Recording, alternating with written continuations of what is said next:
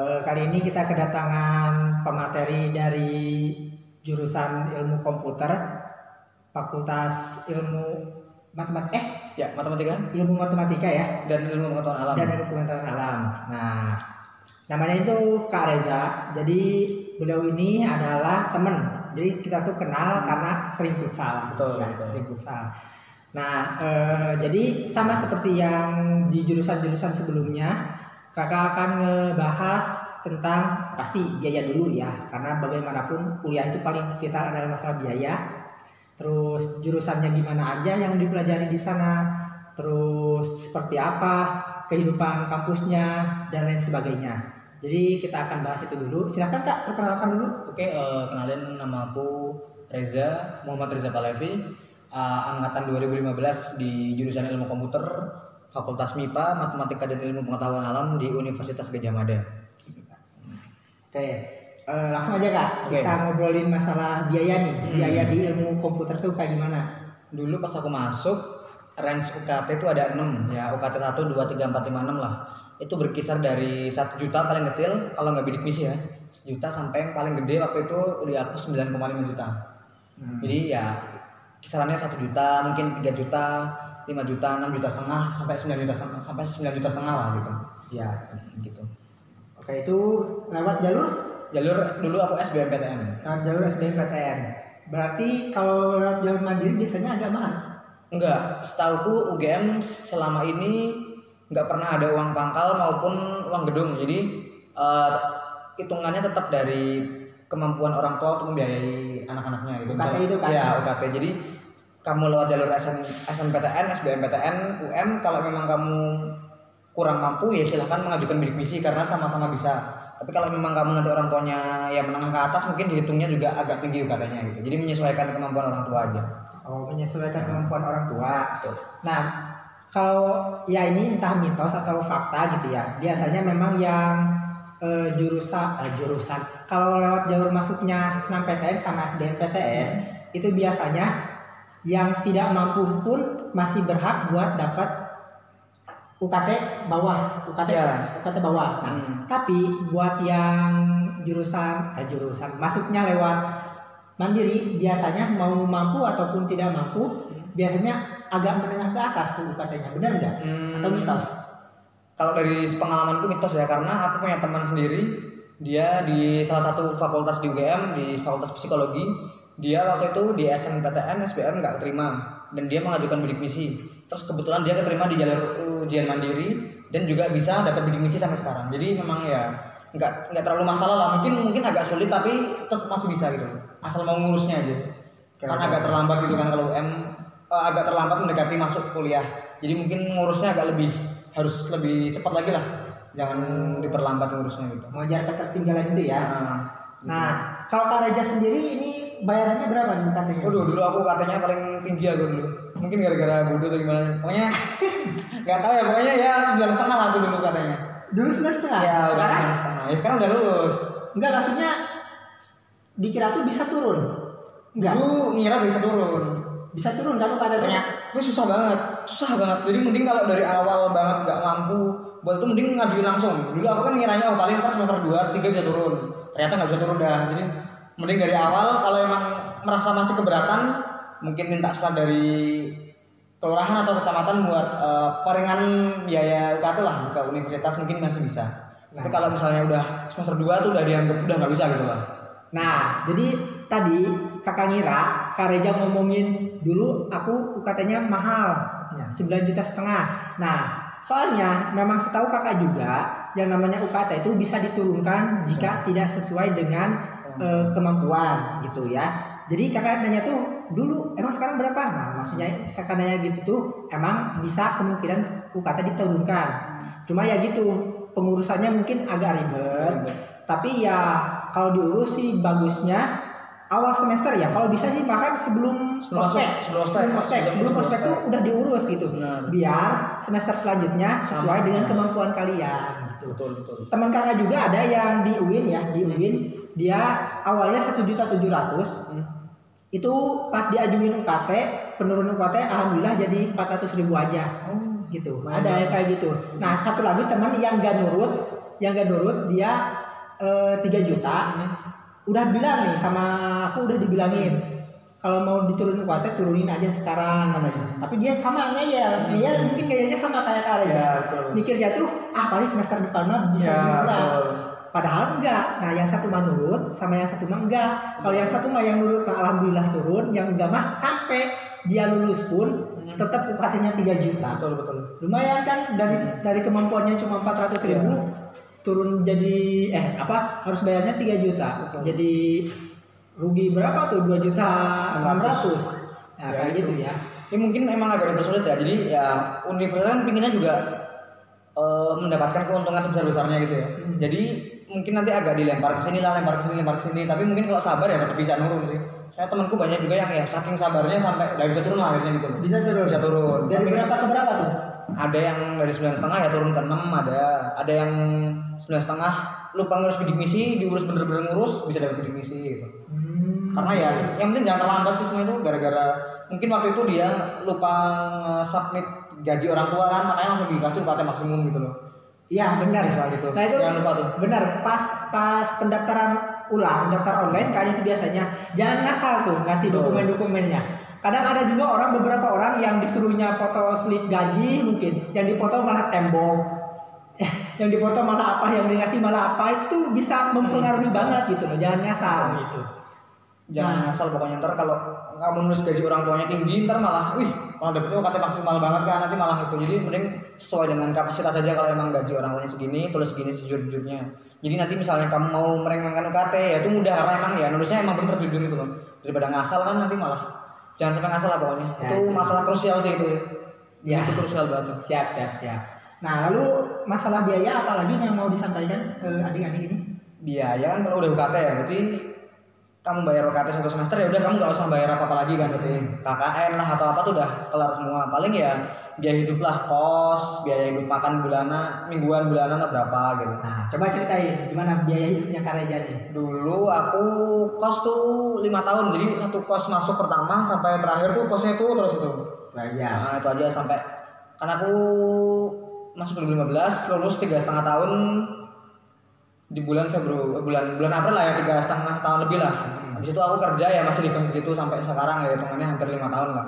Biaya kosnya tuh waktu itu dari awal sampai terakhir masih 450 sebulan aku. Oh per bulan? Per bulan. Enggak per tahun. Dulu aku per tahun tapi dihitung-hitung per bulan 450 gitu. Oh 450. Berarti kalau per tahunnya 5,5 juta ya? 5,5 juta. Ya, kan? 5,5 juta. Nah untuk ukuran 5,5 juta di dekat kampus ya itu masih terbilang standar lah ya. Standar. Itu pun udah bersih banget, udah air, udah listrik, jadi udah tinggal pakai setahun lah gitu. Oh, isian?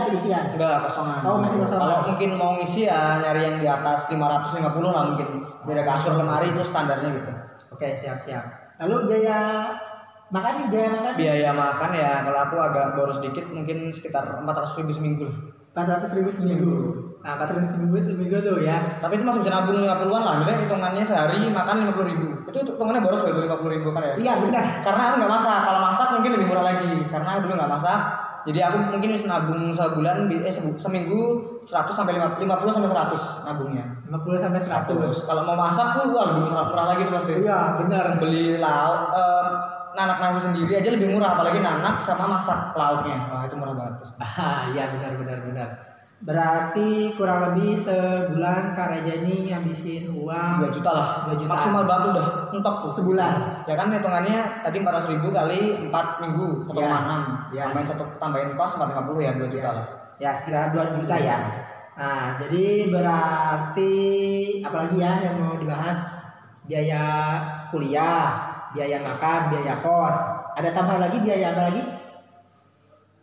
Enggak sih, karena biaya kayak yang lain kayak ngeprint, kuota tuh udah masuk biaya itu.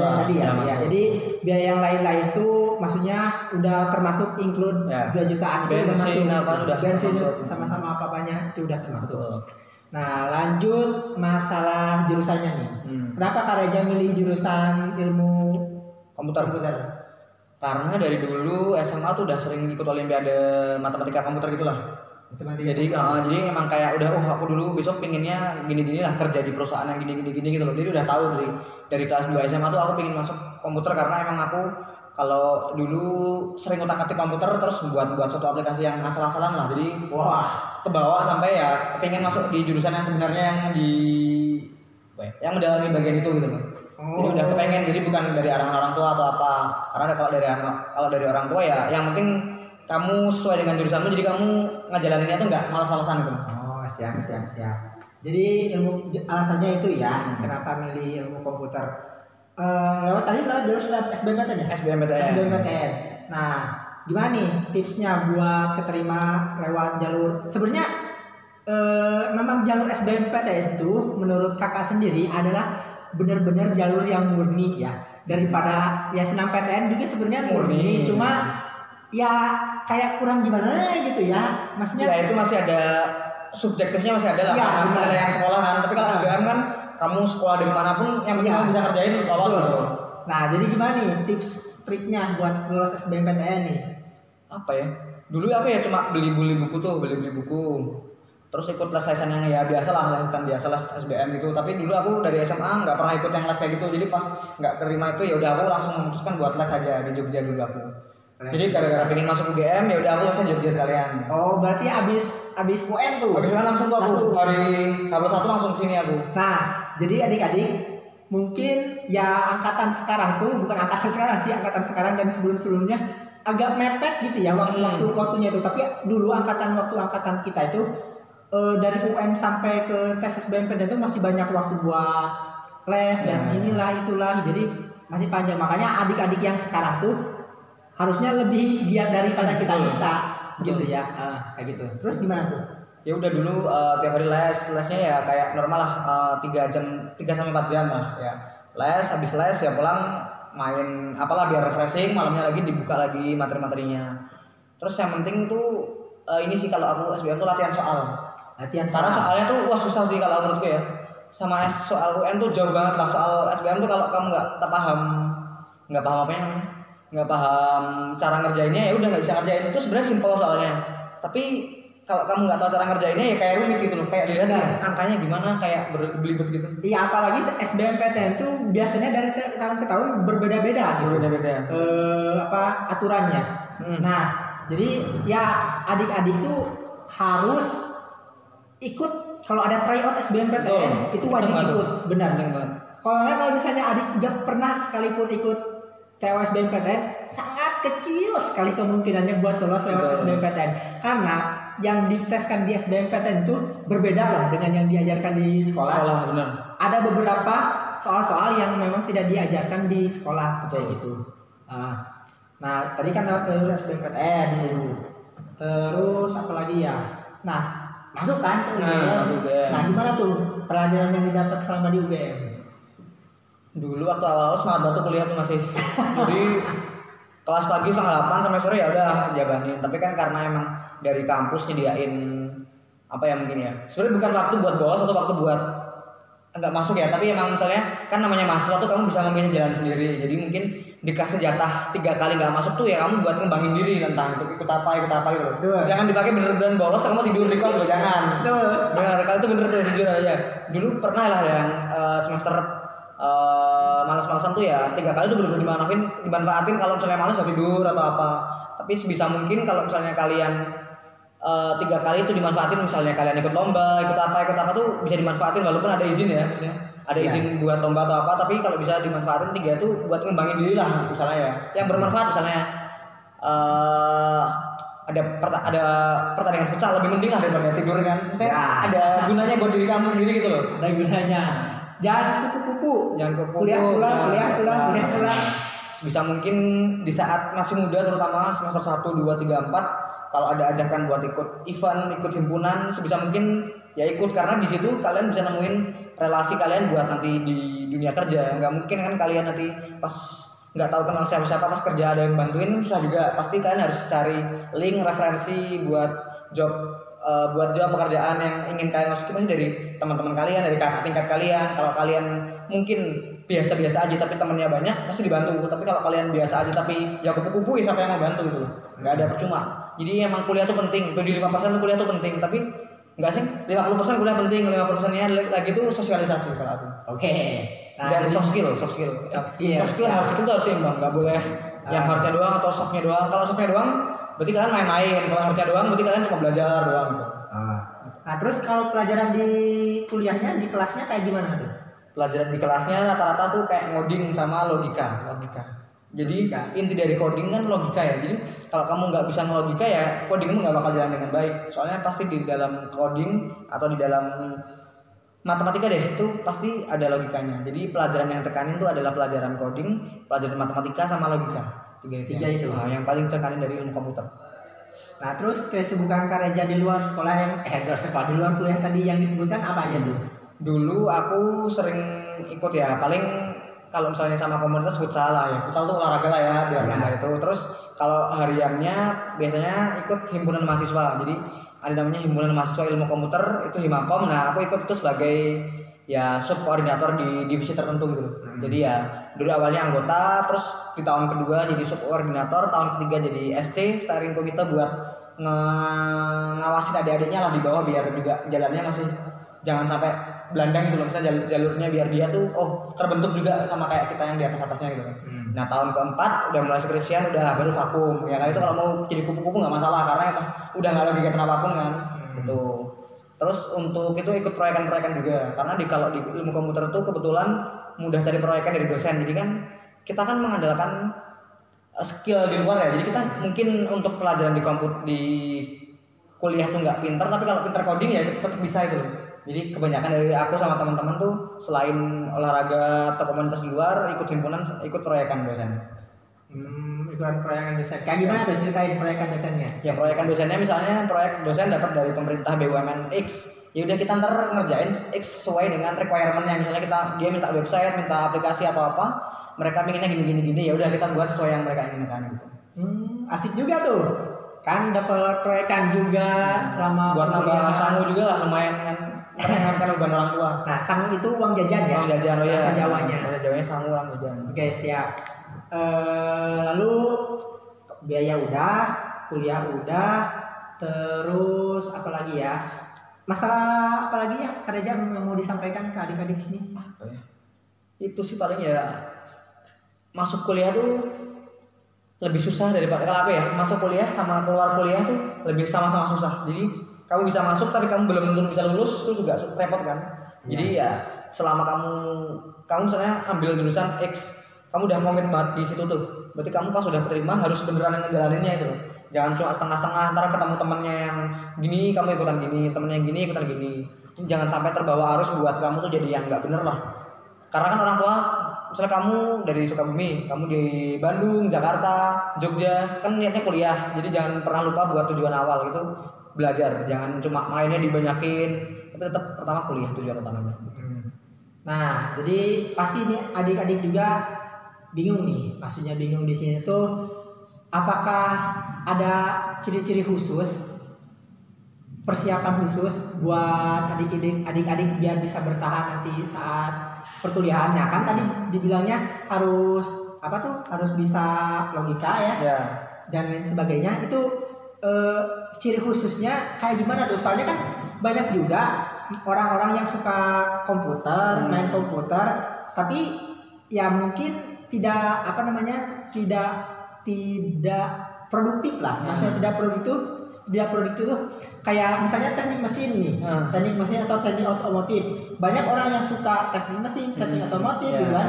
Tapi ketika mereka kuliah malah nggak nyambung gitu loh. Nah jadi gimana nih buat adik-adik di sini pesannya? Apa ya? Dulu tuh aku kalau pertama tuh berpikir bahwa itu passionku adalah pas aku jalanin itu tuh kayak waktu tuh berjalan dengan cepat. Ya kayak nggak kerasa kan kita kayak misalnya ngoding nih, tiba-tiba udah jam berapa nih? Itu kan itu tandanya kamu tuh enjoy dengan yang kamu lakuin. Dan dulu aku gitu. Dulu aku adalah ngerjain sesuatu sampai aku lupa waktu, berarti aku enjoy itu, berarti aku tahu jalanku itu ini gitu. Misalnya aku juga suka motor nih, aku ngutak-atik motor atau apa, kalau emang waktu nggak kerasa berarti aku suka motor gitu. Tapi emang dulu aku pengen ikut teknik mesin, tapi kebetulan yang pilihan pertama aku ilmu komputer gitu. Oh gitu. Nah buat adik-adik juga Kak Reza ini sekarang tuh sedang bekerja di salah satu marketplace ya, aplikasi marketplace. Nah Nah, kayak gimana nih Kak Reja kerjanya? Terus sama kesinambungan ketika kuliah sama dunia kerja sekarang kayak gimana tuh? Oke. Jadi namanya bekerja ya biasa ya. Aku berangkat jam 9 pagi, selesai jam 5 sampai jam 6 sore lah. 8 sampai 9 jam gitu. Iya. Di situ ya kita kayak satu tim gitu, kayak ngobrol, ada yang sebagai programmer, ada yang sebagai programmer, kita bagi lagi jadi beberapa lah. Mungkin kalau teman-teman yang mau ke dunia IT mungkin bisa mendalami sendiri ya, programmer mungkin back end, front end, bla bla bla itu. Ada satu PM yang sebagai planning, orang yang planning, sama lead kita, lead manager engineer. Jadi dia yang udah kayak kita, yang kayak programmer junior dulu tapi sekarang udah senior lah, udah berpengalaman gitu. Nah, di situ ya kita ngebagi task, misalnya aku ngerjain fitur A, si temanku ngerjain fitur B, temanku ngerjain fitur C. Ya udah, kita ngerjain sesuai dengan story point. Story point itu istilahnya kayak waktu berapa lama kita bisa ngerjain, berapa hari gitu loh. 1 hari, 2 hari, 3 hari, 5 hari gitu loh. Nah, berdasarkan itu kalau udah kita store lagi. Gini, ada review, ada kalau misalnya ada bug atau celah-celah kita perbaiki lagi. Kalau udah benar-benar fix baru kita push ke namanya master. Pokoknya kita gabungin lah gitu. Nah, di situ pokoknya ya kegiatan sehari-hari cuma di depan layar ngoding 8 jam. Ya tapi tetap jalan-jalan, ngoding. Ya udah itu aja setiap harinya, ngoding aja di depan monitor doang. Oke. Dan biasanya itu dalam jurusan itu ada ini ya Kak, ada spesialisasi. Nah, dalam ilmu komputer apa aja tuh penjurusannya? Di tahunku udah dihapus, jadi tahun 2014 sama 2015 udah dihapus. Di UGM ya. Dulu ada kayak mungkin web design, ada jaringan, ada keamanan data, ada kayak setahu 3 itu ada ini apa, desain grafis itu lah antaranya itu. Nah tapi mulai tahun 2014, 15 dan seterusnya itu dihapuskan. Mungkin karena biar kalau teman-teman yang mungkin belum nyaman dengan satu penjurusan nggak harus pindah ke penjurusan yang lain dulu. Misalnya biar ya kita terserah milih, misalnya di semester 5 aku cocok dengan web design, tiba-tiba aduh kok semester 6 aku nggak cocok ya rasanya, biar bisa pindah gitu loh. Daripada nanti kalau udah semester 5 udah milih web design tapi ternyata nggak sanggup, malah nggak bisa pindah kan, repot. Makanya mulai semester itu sekiranya ditiadakan, mungkin gara-gara biar orang tuh menemukan passionnya dulu yang bagian mana, baru dia bisa meneruskan lagi. Kalau nggak cocok bisa pindah gitu. Itu sih. Nah, di Fakultas MIPA tuh di UGM ada jurusan apa aja Kak? Banyak, ada pertama ilmu komputer, ada ELINS tuh kayak elektronika, kayak teknik elektro tapi dengan arus lemah. Jadi kayak robotik. Terus buat ya mungkin kayak grendel pintu otomatis, lift itu biasanya dari anak ELINS karena arus lemah. Beda sama elektro bisa arus lemah bisa arus kuat, tapi kebanyakan dari elektro pasti larinya mungkin ke PLN atau apa gitu. Terus ada statistika, ya statistika udah tau lah ya, ntar mungkin bisa membantu. Salah satunya yang paling populer membantu dalam Badan Statistika Nasional lah buat nge-survey dan apa-apa itu. Terus ada kimia, ada fisika, ada geofisika tuh kayak fisika tapi ke alamnya, kayak batuan atau apa gitu. Terus satu lagi apa ya? Saya lupa. Komputer ELINS, matematika. 7 jurusan. Pas aku ya. Oke, siap. Dan itu biasanya bakalan berkembang sih biasanya gitu. Nah, terus untuk beasiswa gimana nih? Beasiswa di Fakultas MIPA nih. Kalau beasiswa itu sebenarnya universal ya, jadi nggak per fakultas berbeda. Jadi kalau teman-teman nyari itu banyak, ada LPDP, ada Karya Salemba, ada apa, ada dari Jarum juga ada. Jadi ya sepinter-pinternya teman-teman buat nyari lah. Jadi kalau emang pingin dapat beasiswa ya mau nggak mau harus susah payah nyari. Nggak beasiswa nggak bakal datang tiba-tiba sendiri. Kalau kamu nggak yang IPK 4 yang pinter banget nggak bakal datang sendiri pasti beasiswa. Betul. Jadi beasiswa tuh datang ya pas kamu tuh bener-bener nyari dan dia kamu butuh, pasti kamu nyari dan dapat itu. Tapi kalau kamu nggak nyari ya siapa yang mau nyari kamu gitu. Iya betul. Jadi memang beasiswa itu tidak selalu dapat sama mereka yang pinter. Betul. Tapi beasiswa itu dapat sama mereka yang mengetahui informasi. Karena banyak juga orang pinter tapi nggak tahu informasi mah ya dia nggak bakalan dapat gitu loh. Jadi adik-adik itu memang sebenarnya lebih baik tuh masuk dulu. Setelah masuk cari beasiswa. Banyak, jadi beasiswa itu lebih banyak ketika kalian menjadi mahasiswa. Kalau sebelum jadi mahasiswa mah ya paling bidik misi aja. Ya bidik misi gitu rata-rata. Oh gitu aja sih paling. Bidik misi aja kalian harus jadi mahasiswanya dulu. Oh sekarang dulu ya? Ya maksudnya kalian fix di UGM gitu misalnya, atau fix di Univ apa ya kalian dapat. Kalau enggak kan nggak dapat berarti. Benar tuh. Nah selain apa tuh kan ada SNMPTN, SBMPTN sama ujian mandirinya UGM tuh utul ya? Utul UGM. Betul. Nah itu biasanya gimana tuh Kak? Agak susah kah atau gimana Kak? Ini dulu aku ya cerita ya. Dulu aku SBM tuh susah mikirnya, wah anjir ini susah, soalnya susah banget loh. Ya kayak udahlah pasrah, asal isi aja yang bisa loh. Kalau dulu kan zaman aku SBM kalau salah -1. Kalau sekarang kan enggak kan? Iya. Nah, jadi dulu nggak ngerjain ya yang sebisa mungkin yang bisa dikerjain, jangan sampai ngasal tapi malah minus gitu. Dulu aku SBM ya normal-normal lah, bisa atau nggak bisa, tapi dulu emang aku yang jadi patokanku untuk ilmu komputer adalah TPA-nya yang logika tuh aku harus bisa semua. Dan sepertinya aku cocokin di RAS tuh, aku TPA tuh waktu itu bener semua, dari 50 soal aku bener semua gitu. Kalau yang lain aku udahlah bodo amat lah, mungkin nggak terlalu dilihat karena emang komputer kan yang cari logikanya ya, mungkin aku mikirnya gitu. Tapi pas UM tuh aku banyak bisa ngerjain. Oh berarti ikut 2 kali dong Kak? 2 kali SBM dan UM buat jaga-jaga kan. Oh jaga-jaga. Jadi SBMPTN itu pengumumannya agak lama. SBM tes, seminggu kemudian UM tes. Terus pengumumannya SBM dulu, 3 hari setelahnya baru UM. Oh siap. Tapi rata-rata kalau kamu keterima SBM, kamu nggak bakal keterima UM. Karena ya bakal ngurangin slot orang lain kan, yang mandiri juga kan. Mandiri ya. Jadi dulu aku ngerasa ngerjain bisa tuh di UM, banyak bisa tapi nggak keterima. Mungkin gara-gara udah keterima SBMPTN. Oh gitu. Nah terus ada ini nggak, mitos atau fakta sih? Kan biasanya kalau mandiri itu emang katanya kalau misalnya yang ngasih uangnya lebih banyak itu bakalan keterimanya kemungkinan lebih gede. Kan biasanya milih ini ya. Betul. Milih nanti tuh udah pengen apa, katanya yang keberapa milih gak sih? Benar gak sih? Saya ingat ya, di UGM tuh kita masukin gaji orang tua tuh pas keterima. Jadi pas sebelum itu nggak ada sama sekali. Nggak ada. Kalau juga nggak ada. Tapi kalau di univ lain yang aku tahu dari teman-temanku tuh kayak mereka bayar uang pangkal misalnya 70 juta gitu. Ya udah mereka nanti masuk harus bayar 70 juta dulu, ntar baru bayar UKT biasa dan UKT-nya maksimal gitu. Oh. Kalau UGM enggak ya? Tahun bawahku lagi berarti 2017 tuh nggak ada. Nggak tahu kalau yang bawahnya, aku kurang deket sama anak-anaknya kan, jadi nggak nanya-nanyain. Oh jadi gitu ya. Jadi ya mungkin ada beberapa kampus yang lain menerapkan kayak gitu. Jadi sebelum tes itu biasanya ngisi formal ya, gitu kan, gitu. Ngasih berapa nanti uang pangkalnya gitu. Tapi di UGM enggak ya? Di UGM 2 tahun di bawahku, aku sampai 2 tahun di bawahku nggak ada. Jadi tes dulu baru ngasih slip gaji orang tua. Pokoknya udah keterima dari kalian ya. Jadi enggak, uang itu nggak berpengaruh ke hasil keterima atau enggak gitu. Ya siap.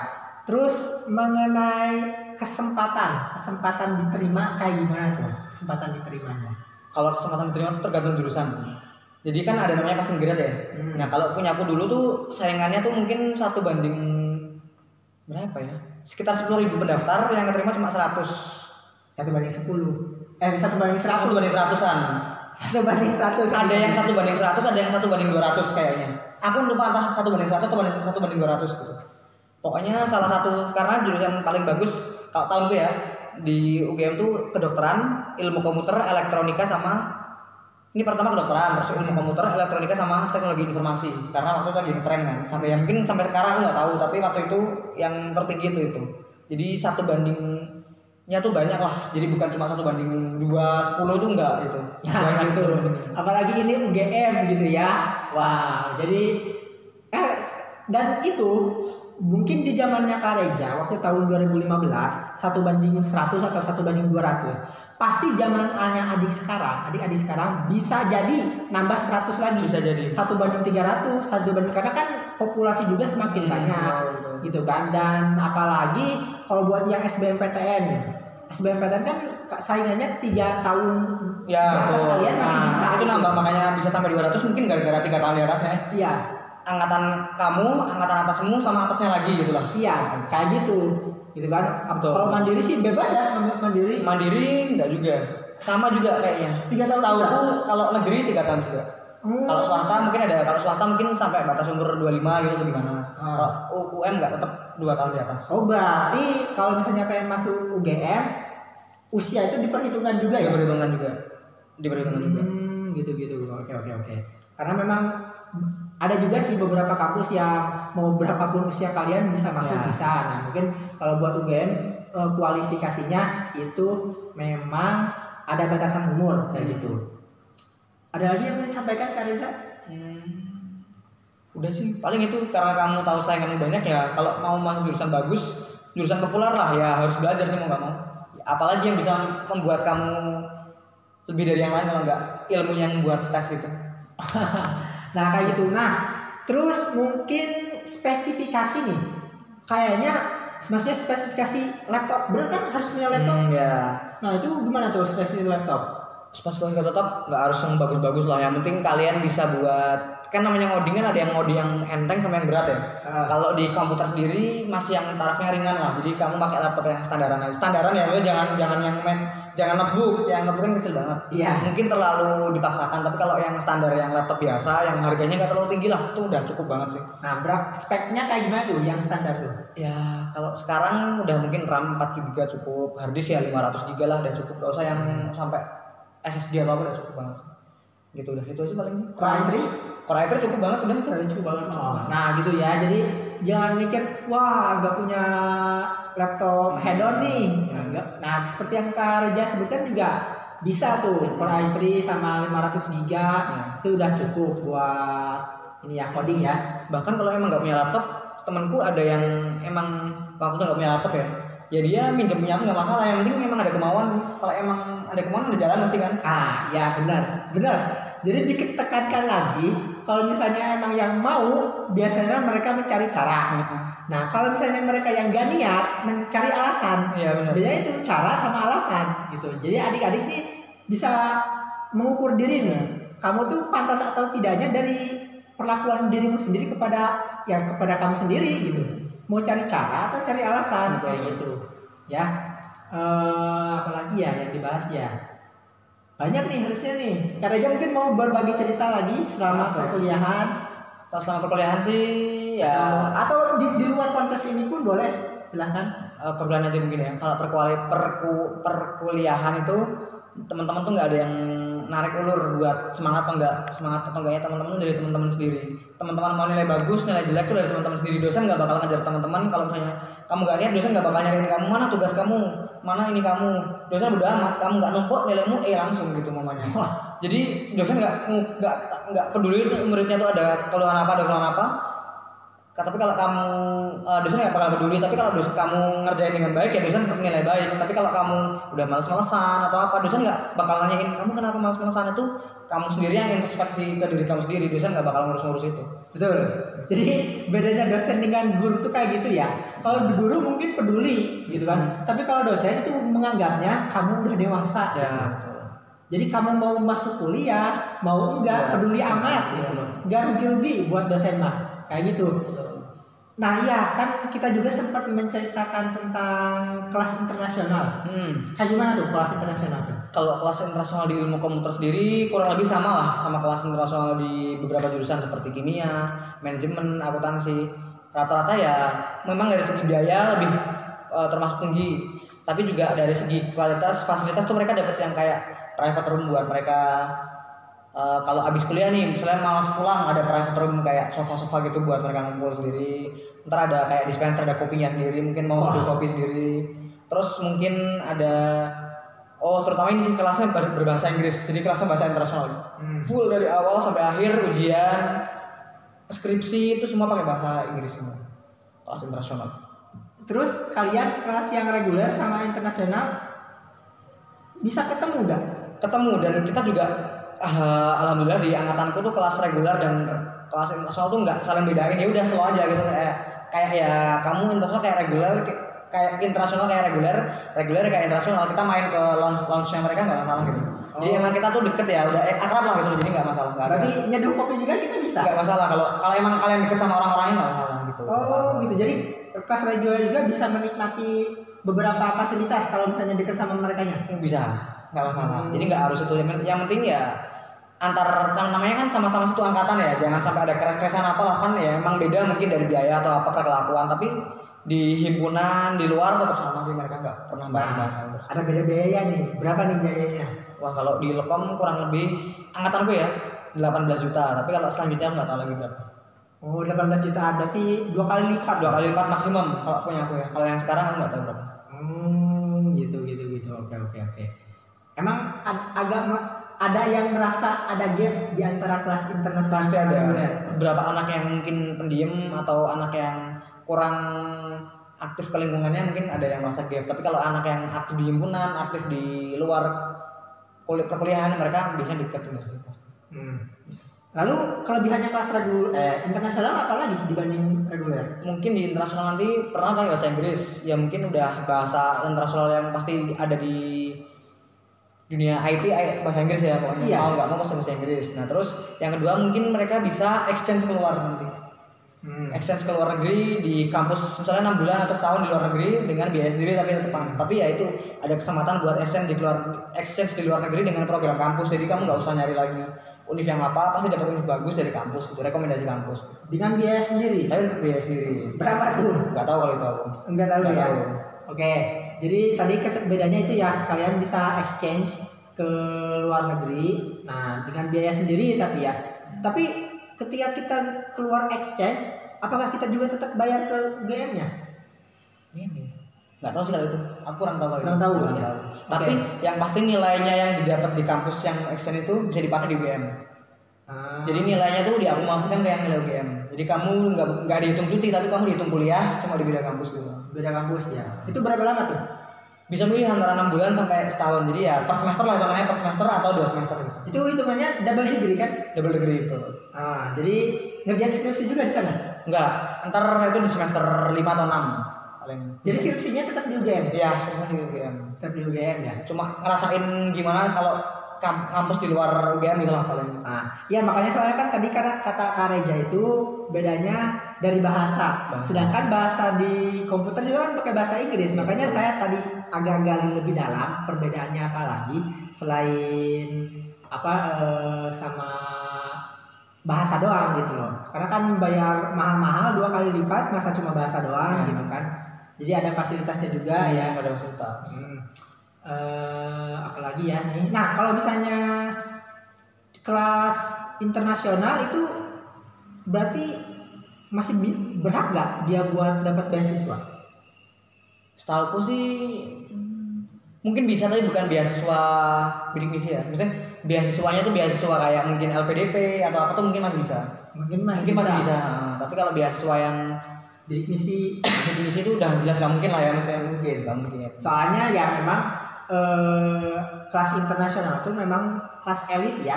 Ya kalau dibilang elit ya, tapi memang sebenarnya ditujukan memang buat yang persiapan buat ke arah industri yang luar negeri lah gitu mungkin mereka. Industri luar negeri ya, makanya mereka nggak dapet beasiswa bidik misi ya, memang bukan peruntukannya buat orang-orang bidik misi gitu loh. Kayak gitu. Ya kayak gitulah bercerita tentang jurusan ilmu komputer. Jadi buat adik-adik yang pengen tahu lebih lanjut, silakan menghubungi Kak Reza di mana nih? Boleh di IG aja kali ya. Di IG apa IG-nya? HI Reza. HI Reza. Nah bisa di IG-nya Kak Reza, nanti ada di sini ya, di Kak Edit. Nah terus juga pokoknya kalau misalnya pengen tahu lebih lanjut, bisa komen-komen di sini. Nanti Kak Reza juga pasti mantau kok. Nanti pasti mantau. Nanti saya kasih link videonya ke Kak Reza buat tanya-tanya, dan buat adik-adik yang pengen tahu atau pengen tahu jurusan yang lain, silakan komentar juga. Atau pengen siapa nih yang pengen jadi pematerinya, bisa komentar juga, nanti kakak bisa carikan.